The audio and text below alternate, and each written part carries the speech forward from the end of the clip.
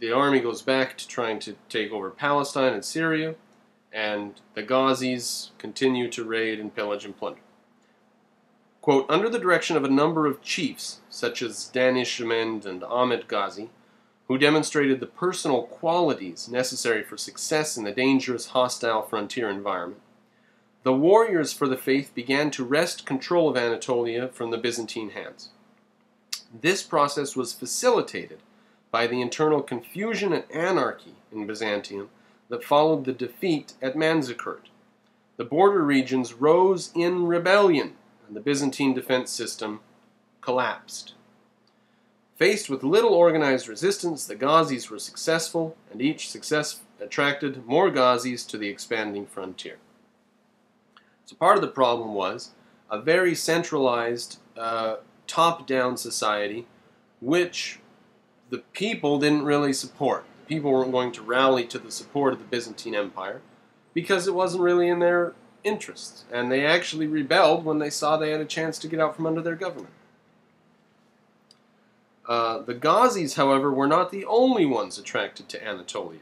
The Seljuk government decided to incorporate under its own control all the newly conquered regions of Anatolia, although it was not yet committed to expansion into Anatolia. They didn't necessarily want to go into Anatolia, but there's all this conquered area, and why don't we just at least incorporate it? Now, there's a prince of the ruling house who they sent to rule over this new area in Anatolia, because this prince's father had tried to take over the government, his father had lost his life in a rebellion against the head of the dynasty. So they're going to send his son, the prince, to rule this foreign area, Anatolia. And it would get rid of this undesirable person. You don't want this guy's son around, because who knows, he might try it next. So they say, if you won't raise any hell for us, we'll send you off and let you rule this area. You'll be the ruler. For his part, Suleiman saw the assignment as an opportunity to establish a firm base of personal support. That's the son, the prince. He hoped to build an army among the Turkomans, then march eastward against the centers of the Muslim world under the control of his relatives and claim them for his own. So they think they're getting rid of him, when in actuality, he's just going out there with an eye of gaining a military large enough to come back and take what his father had died trying to take.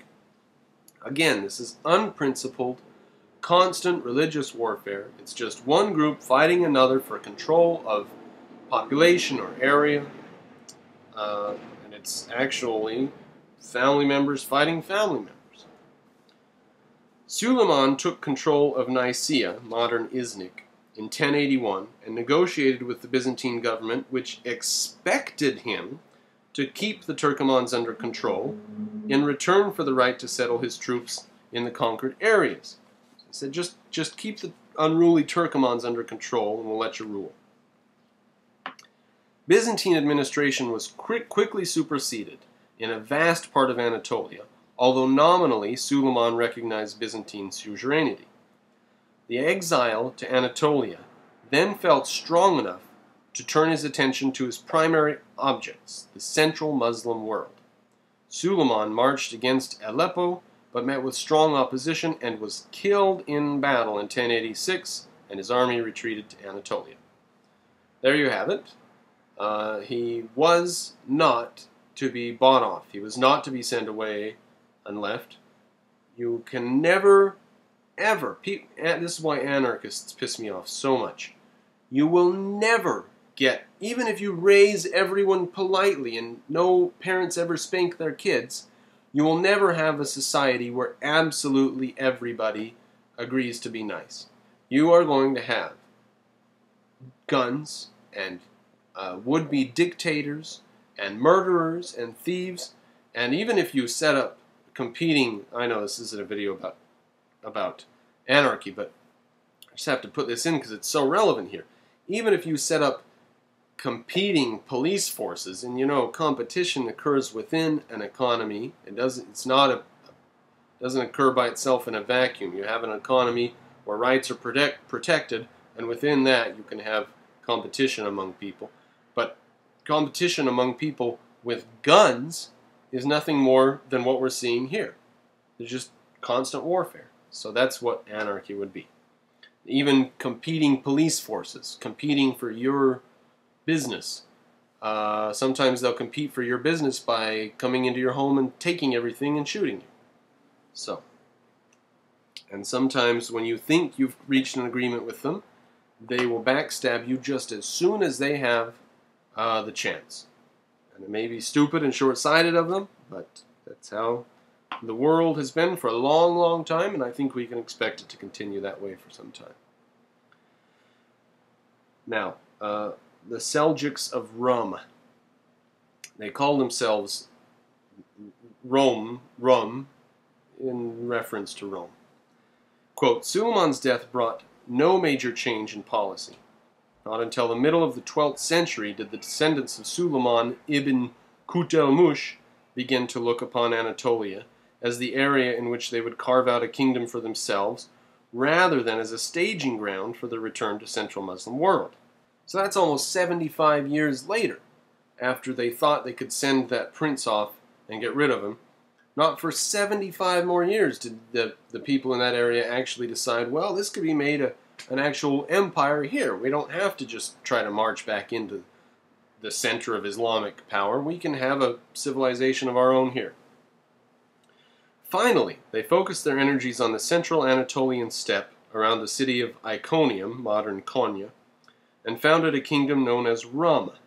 Rum was the Muslim term used to designate the Asian provinces of the Roman Empire ruled over by the Byzantines. Now get this next sentence. Just get this. Right now we're clear up in the 1100s. The Crusades are going on.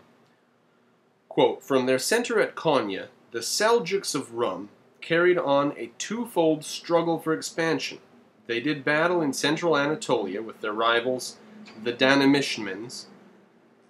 Rivals, right? That's not the Byzantines. That's just another rival gang. And they carried on the holy war against the Crusaders. So they're fighting Christians and Muslims at the same time. The Danishmends typified the older Ghazi spirit of frontier warfare. They had created an eclectic culture infused with mysticism, heterodoxy, and tribal customs. The Seljuks of Rum represented the governmental and cultural traditions of High Islam. Well, they did at this point, but they didn't several pages ago, 15 minutes ago in the video. The Seljuk Turks were the unruly troublemakers who took the caliphate. But fast forward a century or two, and now they are the ruling element fighting the new unruly, the Danishmends. Like I said at the beginning, unprincipled, constant warfare, motivated by religion, and a desire for loot. The Seljuks of Rum represented the governmental and cultural traditions of High Islam. They desired a Muslim principality characterized by sound administration, political integration, orthodoxy, and culture. Thus the two were unalterably opposed to one another. But they were both motivated for their own religious beliefs. The struggle was an unequal one, and victory ultimately went to the more stable and prosperous Seljuks, who incorporated the Danishmend lands after a major victory in 1176.